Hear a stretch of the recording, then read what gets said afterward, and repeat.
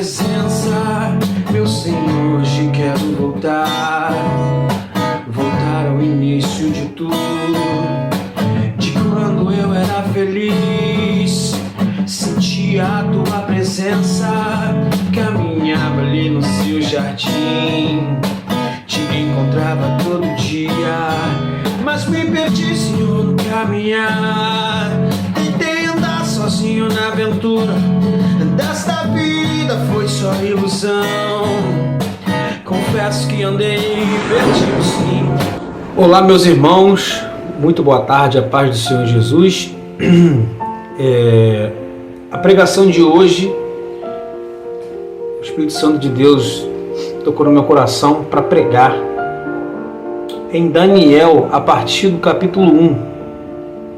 Antes de nós lermos esse capítulo, eu gostaria de informar o tema da nossa pregação, que é consagração, ou separação, ou dedicação. Vou colocar essas três palavras aí no topo, né? Um do lado da outra, como temas. E nós vamos começar a ler no capítulo 5, a partir do versículo 1 do livro de Daniel. Antes de mais nada, vamos orar a Deus e pedir para que Deus nos abençoe, para que essa palavra entre nos nossos corações. Senhor, quero dedicar aqui, Senhor, esse domingo, apesar do dia de adoração e de descanso, e o dia de separação, consagração, seja o sábado, mas na nossa sociedade, Senhor, os domingos têm sido o dia de descanso. E assim, não por uma questão só de separação, mas por uma questão também cultural, uma questão cultural da nossa nação. E também tem sido um dia que a gente tem marcado para as nossas reuniões, Senhor. Senhor, que o Senhor possa me usar para falar nos corações dessas ovelhas, Senhor, dessas pessoas, e quem for alcançado também no YouTube ou outra plataforma um dia, quem sabe, que o Senhor possa, Senhor, fazer arder no coração de cada um que está ouvindo, Senhor.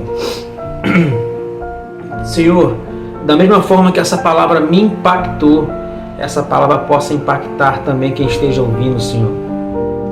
Porque a sua palavra, Senhor, é como espada, ela corta. O Senhor chama a sua palavra de espada. E ela tem que impactar, Senhor, cada coração. Que o Senhor impacte, Senhor, cada coração aqui que está ouvindo, Senhor. Que o Senhor transforme, Senhor, o pensamento, o coração das pessoas que vão ouvir essa palavra, Senhor. Que o Senhor transforme o meu coração, que o Senhor me impacte mais e mais. Que eu seja, Senhor, boca de Deus, que eu seja um vaso, Senhor. Eu seja canal de bênção, de pregação, que as pessoas, através da minha vida, Senhor, conheçam mais de Ti, não só através da minha vida, obviamente, em primeiro lugar, através do Seu Espírito Santo, através dos Seus ensinamentos na palavra, Senhor, mas sabemos, Senhor, que nos dias de hoje as pessoas não leem a Bíblia, Senhor, a maioria do Brasil, e que nós, Senhor, possamos ser a Bíblia deles, Senhor. Senhor, eu clamo, Senhor, que diminua eu, o Senhor cresça, Senhor. Que o Senhor seja o destaque da pregação, do Evangelho, da mensagem, e eu seja coadjuvante, Senhor. Que possamos hoje, Senhor, começar o culto, o ensino, em nome de Jesus. Amém, Senhor, e amém. Vou começar lendo aqui o capítulo 5 do livro de Daniel. Muitos anos depois, o rei Belsazar, de um grande banquete para 1000 de seus nobres e bebeu vinho com eles. Enquanto Belsazar tomava vinho, ordenou que lhe trouxessem as taças de ouro e prata que seu antecessor Nabucodonosor havia tirado do templo em Jerusalém. Queria beber nessas taças com seus nobres, suas esposas e suas concubinas. Então trouxeram as taças de ouro do templo e a casa de Deus em Jerusalém. E o rei e seus nobres, suas esposas e concubinas beberam nelas. Enquanto tomavam o vinho, louvavam seus ídolos feitos de ouro, prata, bronze, ferro, madeira e pedra. De repente viram dedos de mão humana escreverem no reboco da parede do palácio real, perto do candelabro. O próprio rei viu a mão enquanto ela escrevia e seu rosto ficou pálido de medo. Seus joelhos batiam um contra o outro e as suas pernas vacilavam, ou seja, ele tremia de medo. Aos gritos o rei mandou chamar os encantadores, os astrólogos, os adivinhos. Disse aos sábios da Babilônia: quem conseguir ler esta inscrição e me disser o que nela significa, será vestido com um manto vermelho e em seu pescoço será colocada uma corrente de ouro. Ele se tornará o terceiro em importância em meu reino. Quando todos os sábios do rei chegaram, nenhum deles foi capaz de ler a inscrição, nem dizer o que ela significava. O rei, muito assustado e seu rosto ainda mais pálido, seus nobres também ficaram abalados. A rainha mãe soube do que estava acontecendo ao rei e seus nobres e foi depressa à sala de banquetes. Disse ela a Belsazar que o rei vivia para sempre: não fique tão pálido e assustado. Há em seu reino um homem que tem nele o espírito dos santos deuses. Durante o reinado de Nabucodonosor, este homem demonstrou percepção, entendimento e sabedoria como os dos deuses. Seu antecessor, o rei Nabucodonosor, o nomeou chefe de todos os magos, encantadores, astrólogos e adivinhos da Babilônia. Esse homem Daniel, a quem o rei deu o nome de Beltesazar, tem inteligência extraordinária e é cheio do conhecimento e entendimento. É capaz de interpretar sonhos, explicar enigmas e resolver problemas difíceis. Mande chamar Daniel e ele lhe dirá o que significa a inscrição. Daniel foi levado à presença do rei, que lhe perguntou: você é Daniel, um dos exilados trazidos de Judá por meu antecessor, o rei Nabucodonosor? Soube que o Espírito dos deuses está em você e que é cheio de percepção, entendimento e sabedoria. Meus sábios e encantadores tentaram ler as palavras na parede e me dizer o que significavam, mas não conseguiram. Soube que você é capaz de interpretar e resolver problemas difíceis. Se conseguir ler as palavras e discernir o que significam, será vestido com um manto vermelho e em seu pescoço será colocada uma corrente de ouro. Você se tornará o terceiro em importância em meu reino. Daniel respondeu ao rei: guarde seus presentes ou entreguem a outra pessoa, mas eu lhe direi o que significa a inscrição. Ó Rei Deus Altíssimo, Deus soberania, majestade, glória e honra ao antecessor Nabucodonosor. Ele engrandeceu de tal modo que povos de todas as raças, nações e línguas estremeciam de medo diante dele. Matava quem ele queria matar e poupava quem ele queria poupar. Honrava quem ele queria e humilhava quem ele queria humilhar. Quando, porém, seu coração e sua mente se encheram de arrogância, ele foi tirado do seu trono e despojado de sua glória. Foi expulso do convívio humano, sua mente se tornou como de um animal, e ele viveu entre jumentos selvagens. Passou a comer capim como os bois e foi molhado pelo orvalho do céu até entender que o Deus Altíssimo dominava sobre todos os reinos do mundo e nomeia quem Ele quer para governar eles. Ó Belsazar, o Senhor sucessor dele, sabia de tudo isso, mas mesmo assim não se humilhou. Desafiou o Senhor dos céus e mandou trazer essas taças do templo. O rei, seus nobres, suas esposas e suas concubinas beberam vinho dessas taças, enquanto louvavam a deuses de prata, ouro, bronze, ferro, madeira e pedra, deuses que não veem, não ouvem, nem sabem coisa alguma. Mas o rei não honrou a Deus, que lhe dá fôlego de vida e controla o seu destino. Por isso Deus enviou a mão que escreveu a mensagem. Esta é a mensagem que foi escrita: Mene, Mene, Mene, Tekel e Parsim, ou Mene, Mene, Tekel e Parsim. Este é o significado das palavras.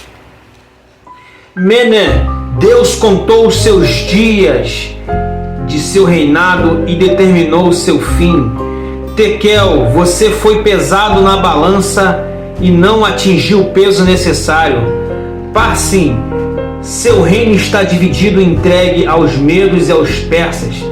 Então, por ordem de Belsazar, vestiram Daniel com um manto vermelho e colocaram em seu pescoço uma corrente de ouro e o declararam terceiro a importância no reino. Naquela mesma noite, Belsazar, rei da Babilônia, foi morto.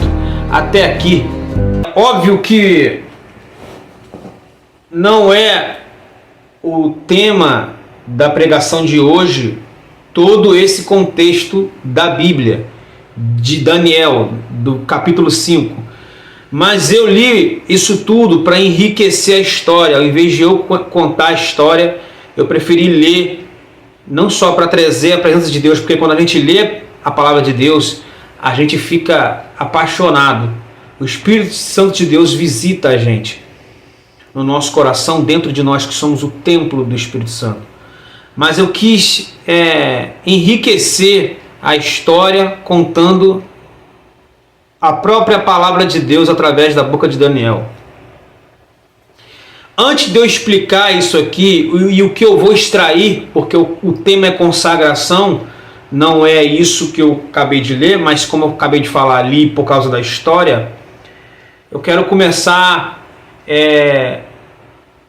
fazendo um passeio de reflexões, um passeio de ensinamentos, um passeio de explicações que vão, como eu falei, enriquecer o nosso pensamento, o que nós vamos aprender hoje e que, se Deus quiser, vai impactar a sua vida. Amém? Gente, antigamente, eu sou convertido desde 2009, quando eu tinha 20 anos de idade. E até não muito tempo atrás, vou te dizer mais precisamente, até o ano de 2022, quando eu fui para Natal e Deus falou comigo sobre isso. E eu resolvi trazer isso para poder complementar isso que eu vou falar, como primeiro tema e primeiro ensinamento. O culto da minha igreja de Bai era 7 horas da noite, 7 ou 7h30 no domingo. Tinha outros dias, mas eu vou falar especificamente do domingo. E eu sou um cara que eu sempre aproveito o máximo meu tempo livre para, quando chegar a hora que não tem jeito, eu vou lá e faço tudo em cima da hora. Por exemplo, se eu pego cedo no trabalho, se eu pego 5 horas da manhã no trabalho, eu aproveito o último tempo e aí me arrumo rápido, acabo chegando atrasado, ou não chego cedo o suficiente, acabo esquecendo alguma coisa. Muito disso em função da minha mania, que eu ainda tenho até hoje. Então, quando começava o culto, quando tinha o culto 7 horas da manhã ou 7h30, eu aproveitava o máximo de tempo livre para depois sim ir à igreja.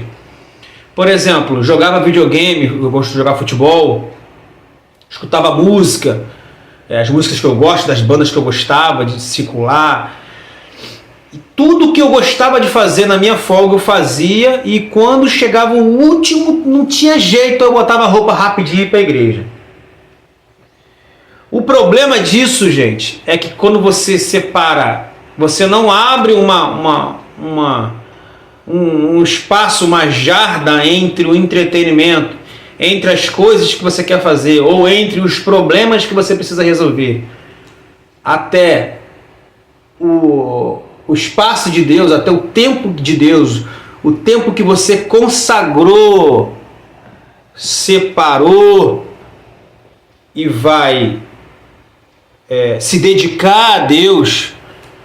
O nosso cérebro, eu não preciso entender de cérebro para poder, não sou cientista nem médico, nada do tipo, mas a gente não precisa ser especialista para entender que o nosso emocional, o nosso racional não vai conseguir sair disso tão rapidamente para isso. A gente precisa de um tempo para poder assimilar. Não adianta você querer sair de casa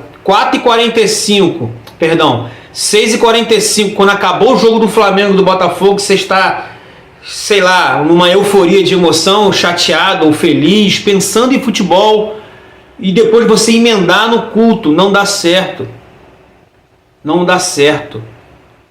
Da mesma forma que você talvez leve sua esposa, ou quem você ama, sua mãe, ou qualquer lugar que seja, mas eu vou aqui citar sua esposa, para um local, para um jantar de aniversário de casamento, e ali o restaurante coloca uma música mais calma, talvez uma música mais romântica, com violino, para ambientar o local, para trazer aqui um ambiente melhor, e aí você consegue ter inspiração para falar o que você quer, para se dedicar, para amar, para fazer o que for. A mesma forma é com Deus. Você tem que preparar o seu coração para você ouvir a palavra de Deus. Às vezes não adianta, você acabou de brigar com a tua esposa, ou acabou de botar teu filho de castigo, e aí você vai ligar aqui o aplicativo e vai ver a pregação, e você não vai estar com o coração pronto. Às vezes tem pastor que fala, não, vem para a igreja assim, às vezes você está com um frenesi, cheio de problema, coração cheio de problema, e você vai às vezes na igreja, às vezes nem adianta, às vezes, sinceridade, às vezes é melhor você nem ir, porque você não vai conseguir receber a mensagem. Estou falando em relação à mensagem, tá? Não estou te falando de milagre, não. Se Deus tiver um milagre para você, obviamente que vai acontecer, mas estou dizendo o seguinte, para você ouvir a mensagem, se você não tiver cabeça, você não vai conseguir processar, e aí você não vai conseguir amolecer o seu coração a tempo de ouvir a mensagem. Tudo precisa de um preparo, tá certo? Então a primeira coisa que eu queria falar com vocês é isso. Tem que ter um momento que você para o que você está fazendo, espera um pouco, e aí depois você vai concluir. Você vai concluir. Espera um tempo, e aí depois você vai para a segunda etapa, para a separação, para a consagração, para o momento de devoção com Deus. E aí você já amoleceu o seu coração, você já limpou. Por isso que é importante, quando a gente começa um culto, quando a gente quer começar um devocional, para tudo, desliga tudo, esquece tudo, liga um louvor, ajoelha, ora. E aí você, olha a diferença. 15 minutos depois você já é outro, 20 minutos, 30 minutos, 1 hora, você já é outro, já não está mais pensando naquilo. Então você precisa se separar esse tempo do seu emocional para Deus, tá certo? Como eu falei aqui, consagração / separação / dedicação. Há coisas que não devem ser compartilhadas. Há coisas que são multiuso e há coisas que não devem ser compartilhadas. Por exemplo, a sala da sua casa. Da mesma forma que você senta com a sua família para você poder assistir um filme, você também pode receber visitas na sua casa, você também pode fazer cultos, reuniões, assembleias na sua casa. Mas tem lugares que não devem ser compartilhados, como por exemplo o seu quarto ou a sua cama ou a cama do casal. Não é verdade?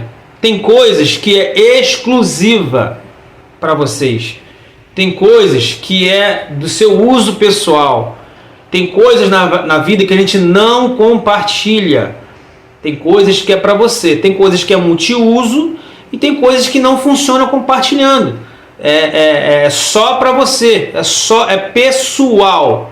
Entende? Não dá para você chegar e usar várias coisas na vida e compartilhar durante a sua vida, e você, terceiro, amigo, irmã, papai, titia, papagaio. Não, tem coisas que é só você que pode usar, ou você e sua família. E eu dei esse exemplo do quarto, da cama do casal. Você pode pensar uma outra coisa aí na sua casa. Eu pensei o quarto agora. Vou aqui construindo, né? Como eu falei, estou dando um passeio em volta do tema principal. Eu estou construindo um pensamento, uma camada de pensamento, né? Você já viu a cebola, né? As comparações minhas, às vezes até soa engraçado. Mas a cebola tem várias camadas e camadas, e tem coisas na vida que você vai abordando as camadas. Eu gosto de trabalhar assim. Eu vou em volta, vou dando, vou preparando a cama para o principal, para a palavra principal. Eu vou trabalhando na camada para o fruto principal. Eu não gosto de falar, olha, não faça isso ou faça isso, sem explicar porquê, sem dar argumentos, sem dar um passeio na história, entendeu? Então, eu gosto de trabalhar assim, tá bom, gente? Vamos pro terceiro ensinamento. Pro terceiro ensinamento, antes de entrar no ensinamento principal, tá? Ontem eu estava debatendo um assunto que aconteceu, não comigo, mas acontece com todo mundo que é motorista. Postaram uma foto do OC3 e o passageiro estava reclamando. Eu até achei que era eu que estava dirigindo, mas não era. E passageiros estavam reclamando do preço da passagem, do serviço que era disponibilizado pela empresa,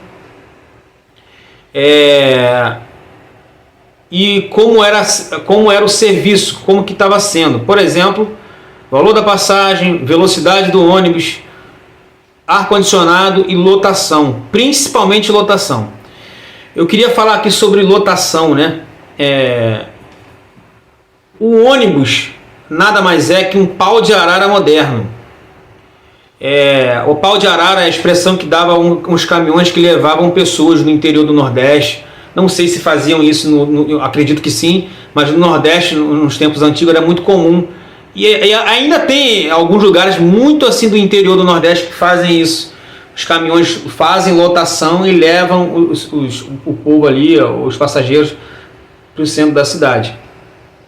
Então, há muita diferença quando você aluga ou paga para usar algo que é exclusivo, é fretado, como um avião fretado, e a diferença do avião que você paga pela lotação, um avião da Latam, da Varig. A mesma coisa é um Uber. O Uber, por mais que é exclusivo por um lado, né? Você paga para andar sozinho, porém você não anda, não é só você que anda nele. O ônibus é mais lotação ainda. O ônibus não é para uma pessoa só. Você pode até fretar o ônibus. Aí você vai sozinho no ônibus, vazio, com o ar todo para você. Você não precisa abrir e fechar toda hora, como as pessoas estão reclamando que o ônibus estava quente. Você vai sozinho para o centro de Niterói e o ônibus é todo seu por aquele momento. Existe também, infelizmente, também a questão com as prostitutas, né? Existe prostituta que é exclusiva, que muitas pessoas contratam elas para ter relações com você ou para andar com você, ou você já virou o termo quando uma pessoa que tem condições vai lá no prostíbulo e tira aquela prostituta daquela vida e dá uma vida a ela digna, e ela torna a mulher dele, e ela só vai ter relações com ele. E tem a prostituta comum, que tem relações com 3, 4, 5 com outros homens. Então, onde eu quero chegar, gente? Por mais que eu esteja usando aqui talvez uma comparação que para vocês pode ser suja, mas ninguém é criança aqui sabe que existe isso. Então, uma coisa é você contratar um serviço de lotação e outra é um serviço exclusivo. Então, a lotação, quando a gente contrata algo de lotação, a gente não pode reclamar que ele está sendo usado por outras pessoas. Você está pagando barato. Você está pagando barato para utilizar aquele serviço em atacado, no montante. Por isso que quando você vai comprar um material em atacado, você paga mais barato. E quando você comprar varejo, você paga mais caro. Então tudo que é exclusivo, tudo que é fretado, tudo que é só para você é mais caro. E tudo que é lotação compartilhado, obviamente, é mais barato. Vou contar uma história aqui. Diz que um homem estava caminhando e viu um menino com uma gaiola com 3 passarinhos. E o homem perguntou para o menino: e esses pássaros aí, o que você vai fazer com ele? Eu vou levar eles para casa, vou depenar eles todos, vou maltratar eles, vou deixar eles com frio e depois eu vou matar eles. E o homem perguntou para o garoto: quanto você quer nesses pássaros? E o garoto: você não vai querer eles. Você não vai querer eles. Por que? O homem perguntou. Porque eles não valem nada, eles são mentirosos, eles não têm muito valor, são preguiçosos, falam mal dos outros, não vão te amar, e outras séries de defeitos que fariam um homem, por exemplo, não querer comprar as 3 aves. E o homem perguntou assim para o garoto: quanto você quer por eles? E mesmo assim o garoto insistiu dizendo: você não vai querer comprar eles, eles não prestam, não tem valor. Quanto você quer por eles? E assim o homem pagou um alto preço por aqueles 3 pássaros que não valiam o valor que ele pagou.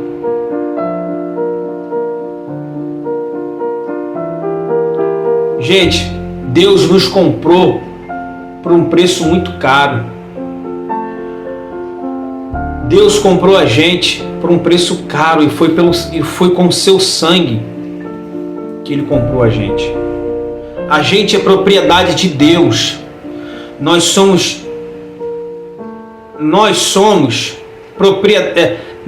criaturas de Deus. Deus tem ciúme de nós. A Bíblia diz que Deus tem ciúme de nós. Nós não valemos nada aos olhos do mundo. Nós mentimos, muitas das vezes nós somos idólatras, nós somos muitas das vezes fornicadores, todos nós, sem exceção. E fornicação não significa só questão sexual. Nós somos prostitutos, nos prostituímos em todos os sentidos, e como eu não estou falando em questão sexual, somos idólatras, somos egoístas, somos um monte de coisas. Mas Deus nos comprou por um preço muito alto. Deus não morreu na cruz pela metade, ou deu sua unha, seu braço, sua mão. Ele se deu por inteiro. Ele se deu por inteiro. Então, vou fazer um resumão antes de chegar ao núcleo da pregação. Eu ainda estou na camada. Quando você for para a igreja ouvir a palavra de Deus, consagre um tempo para Deus antes de chegar no culto. O tempo para a consagração de Deus não é só o culto, mas é antes de você consagrar. Antes, dê o dízimo do seu tempo para Deus. Dê o dízimo, não é só dinheiro, é o seu tempo também para Deus. Você tem que entender que você, sendo propriedade de Deus, Você não se deita mais com outros deuses. Lembra do Uber, da prostituta, do ônibus? Nós somos exclusivos de Deus, nós não somos lotação. Nós não podemos nos vender cada parte do nosso corpo barato por 5,15 para todo mundo usar. E não necessariamente eu estou falando aqui de prostituição, de pessoas que se deitam com outras pessoas. Não estou falando disso. Eu estou falando de tempo, de vida, de casamento, de trabalho, de quem você é, do que você se dedica, do que você se doa para Deus. Nós não somos criaturas em atacado, ou pau de arara, ou ônibus. Quem dá mais? Não estamos por leilão. Nós não estamos em uma situação de leilão que as pessoas oferecem. Ei, 8 horas, eu tenho 4 horas livre aqui, não vou adorar a Deus não, vou fazer isso. Não, você é de Deus. Deus comprou você. Uma hora que um homem compra um ônibus, o ônibus é dele, ele vai andar com ele, sozinho, de Itaipu para Niterói. Você é dele. Você não pode mais vender parte de você para os outros. Você é exclusivo dele, porque ele pagou por você. E ele pagou caro, pagou o sangue dele. Ele pagou caro. E agora aqui entrando no núcleo da pregação, na parte principal, sobre a questão da Babilônia, a questão do que aconteceu com o rei Belsazar. Vocês vão entender onde eu quero chegar.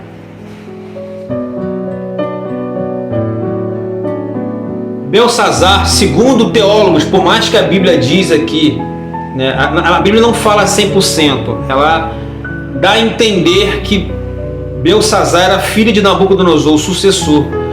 Mas na verdade existe, segundo teólogos e históricos, né, isso é irrelevante também, não vai contribuir para nós, não vai interferir na salvação. Então a Bíblia ela não é obrigada a explicar detalhe por detalhe. Mas segundo teólogos, historiadores, arqueólogos, enfim, depois de Nabucodonosor, o filho de Nabucodonosor, Evil-Merodach, se eu não me engano, reinou durante 2 anos. E Nebuzaradã, que era general do exército de Nabucodonosor, uma espécie de braço direito, assassinou Evil-Merodach e assumiu o reino. Depois dele, quem assumiu foi o pai de Belsazar. Vou ficar devendo o nome. Acho que eu não lembro o nome. Tá me fugindo o nome agora. Para eu não cometer uma gafe aqui, eu não vou falar. Mas o pai de Belsazar assumiu o reino. E a Bíblia diz que nesse período a gente não sabe se o pai dele estava ausente no momento e Belsazar estava no poder atualmente. E ele, dando uma festa, lembrou dos utensílios, grava essa palavra, utensílios, do templo lá de Jerusalém, na época de Jeremias.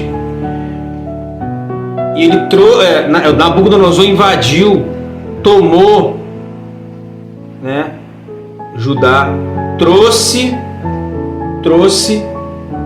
o povo preso, ou grande parte, ou parte dele, para morar na Babilônia, os exilados.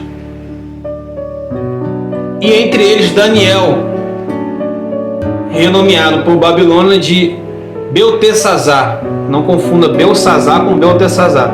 Beltesazar é um nome babilônico de Daniel. Belsazar, como eu falei, é o neto de Nabucodonosor, segundo a história. Mas quando a Bíblia fala filho de Nabucodonosor, a Bíblia não usa esses termos avô, tataravô, não. Se meu bisavô, a Bíblia chama de meu pai. Eu sou descendente dele. Tá entendendo? E aí eles estavam bebendo, louvando a deuses que não é Deus de Israel, o Deus de Isaac, de Jacó e de Abraão. E aí apareceu um dedo assim, ó, na parede, no reboco da parede. E aí os sábios não conseguiram identificar, os sábios da época, os astrólogos, todas aquelas pessoas inteligentes. E aí a mãe apareceu e falou: olha, há um sábio aqui na época no caso do teu avô, Nabucodonosor, que ele interpretava sonhos. Lembra de Daniel? Daniel chegou e interpretou o sonho. Não vou precisar aqui responder tudo que eu já li. E qual que foi na verdade, a Bíblia diz que, olha o que Deus fala sobre Beltsazar: pesado foste na balança, negativamente. Ou seja, a questão do utensílio, que Beltsazar mandou trazer utensílios do templo de Jerusalém, foi na verdade a gota d'água para a ira de Deus. Ele já estava, você vê que não foi só a questão dos utensílios, você vê que o peso na balança, olha só, pesado foste na balança. Sabe aquela balança aquela balança que é o símbolo da advocacia? Tem dois pesos assim, ó, que ficam aqui, não está aparecendo no vídeo. Um negócio assim, como fosse um T, aí tem dois pesos assim, ó. É disso que Deus está falando. Pesado foste na balança. Já tinha uma vida toda desafiando a Deus, desonrando a Deus. A Bíblia diz, Daniel diz na Bíblia, dizendo que Beltsazar não se humilhou diante de Deus, não reconheceu que Deus é o Deus que te dá o fôlego, que Deus é o Deus que faz você respirar. Quando a gente acorda de manhã, a gente respira, porque Deus está te dando o ar do fôlego. Reconheça que Deus é o Deus que faz você respirar, que mantém a sua vida. É o Deus que mantém a sua vida. Sem você, se Ele quiser, Ele faz assim, ó, e você está morto. Se Ele quiser, Ele faz assim, ó, e já era, está morto. Então, Beltsazar não honrava a Deus, não reconhecia, preferia antes adorar o Deus Marduk, que era o grande Deus da época da Babilônia. Mas ele não honrava ao Deus de Abraão, de Isaac, de Jacó. E aí a gota d'água foi quando ele mandou trazer o utensílio do templo para eles beberem vinho com as mulheres lá e com os seus nobres da época. E aí é onde eu quero chegar. Você é utensílio de Deus. Você faz parte daquilo que Deus comprou. O utensílio eram parte das coisas que tinha no templo, ou, na verdade, na tenda, né? No templo que Deus, na tenda que Deus mandou fazer, que Deus mandou Moisés fazer, muito antes do templo de Jerusalém. E aí depois ele foi modernizando, e aí Salomão construiu o templo. Enfim, não é o tema da pregação. Tabernáculo é o que eu queria lembrar. Tinha lá o lugar santo do santo, o lugar santíssimo, o véu. Tinha lá a arca da aliança. Tinha esses cálices, né, que bebiam vinho. E esse utensílio que Daniel está falando é um dos utensílios que foi usado para poder beber vinho. E Deus ficou bravo. Então tem coisas na vida que não podem ser compartilhadas. É exclusivo de Deus. É um particular de Deus. Deus não está pagando um valor pequeno como 5,15 para andar num ônibus OC3 e ficar todo apertado, dividindo o espaço daquele ônibus com as pessoas que também pagaram 5,15. Não, ele pagou caro. Ele pagou caro. Ele é o dono. Ele é o seu dono. Entende? Ele é o seu dono. Ele não quer dividir espaço com ninguém. Você tem que se doar totalmente para Ele, você tem que se consagrar a Ele, se separar para Ele, se dedicar a Ele. Ele te comprou por um preço caro. Ele comprou o OC3. Ele comprou o ônibus inteiro. É dele. Você é dele. Não permita que terceiros entrem dentro de você, ou seja, dentro da sala de controle, dentro do teu coração. Ele é quem vai dirigir a sua vida. Ele é quem vai conduzir esse ônibus. E nesse ônibus tem muitas cadeiras. Ele pode usar você para conduzir muitas vidas. Através de você, com esses bancos, Ele vai conseguir conduzir outras pessoas. Mas é Ele quem vai decidir, é Ele. Ele te comprou, meu irmão. O inimigo ia te maltratar, te depenar, te matar. Mas Ele morreu na cruz, derramou o seu sangue, pagou caro e o preço foi o seu sangue, a sua vida, para te comprar. Você é utensílio dele.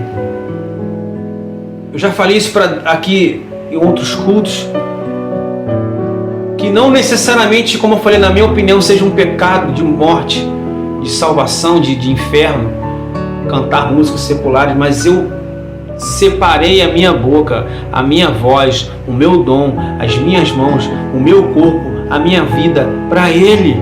Eu não sou mais um veículo de lotação onde todo mundo paga um pouquinho para me usar. Não, eu coloquei a minha vida à disposição de Deus. Você é consagrado de Deus. Você é utensílio. Você é um utensílio de ouro para Deus. E Deus te comprou. Agora você tem que consagrar a sua vida, separar, se dedicar. A Bíblia diz que quem está casado não se separe, mas quem está separado, quem está solteiro, não procure esposa para casar. Ele não está falando Paulo diz que se você casar, você não peca, mas não procure isso, não busque isso, porque ele diz que a mulher que é casada se dedica das coisas do marido, mas a mulher que é solteira se dedica com as coisas de Deus. Então seja dedicado a Deus. Não procure sarna para se coçar, não procure ocupações. É isso que Deus está falando para você. Não procure mais ocupações e preocupações. Casamento, por exemplo, é uma preocupação, perturbação. Sim, Paulo avisou, não sou eu que estou falando. Paulo falou que seria bom que o homem não tocasse mulher para evitar os problemas que tem no casamento. Ele não está falando que é só maldição, não. Tem problemas, casamento é bênção. Não estou falando aqui de casamento, mas eu estou falando que tudo que eu falo aqui é bíblico. Apesar de eu não colocar ali as palavras de Deus ali, um dia eu vou colocar assim, tudo que eu falar é para a Bíblia ali. Mas tudo que eu falo é bíblico, não é da minha cabeça. É de tanto ler, de tanto buscar, de tanto aprender. E quando eu vou falando, vem aparecendo as palavras na minha cabeça, eu vou falando. Vocês podem pesquisar, pega meu vídeo e joga aí, No máximo que vai acontecer, eu errar um personagem, uma palavra, ou uma pronúncia, uma gafe pequena, mas o conteúdo principal, 95% do que eu estou falando é bíblico, é Deus. Se você tem ouvido para ouvir, ouça o que o Espírito diz à igreja. Então, quando você tem muitos compromissos, a Bíblia fala aqui sobre o casamento, estou dando um exemplo do casamento, mas pode ser emprego, pode ser banda de rock como eu tinha, ou tenho ainda, né? Na verdade eu tenho ainda, mas eu quase não tenho compromisso com ele. Não se ocupe de coisas terrenas, mas doe seu tempo, dê o dízimo do teu tempo para as coisas de Deus. Se consagre a Deus. Qual é o seu melhor? O seu melhor é a oração. O seu melhor é você fala bem. Você é uma boa... Você cuida bem de casa. Você, sei lá, qual é o seu dom? Você sabe conversar, sabe falar. Você é um bom amigo. Doa aquilo que é de melhor para Deus. Doa o seu tempo. Se consagre para Ele, se separe para Ele. O seu corpo é templo do Espírito Santo. Entende isso? Deus não habita mais, entre aspas, no templo ou no tabernáculo, mas agora o Espírito Santo que veio para o lugar de Deus, para o lugar de Jesus, na verdade. Jesus subiu e o Espírito Santo desceu. E agora ele habita no templo. E quem é o templo? É você. Nós não estamos mais no tempo antigo. O tabernáculo de Deus é algo sério, é algo sagrado. O templo de Deus é algo sagrado. Não tinha palhaçada, as pessoas sentiam temor em entrar lá. Você é templo de Deus. Você é utensílio de Deus. Você é consagrado de Deus. Essa é a palavra de hoje. Deus te comprou por um preço altíssimo e foi o seu sangue. Não faça do seu corpo um atacado. Seja propriedade exclusiva de Deus. Seja um utensílio de Deus.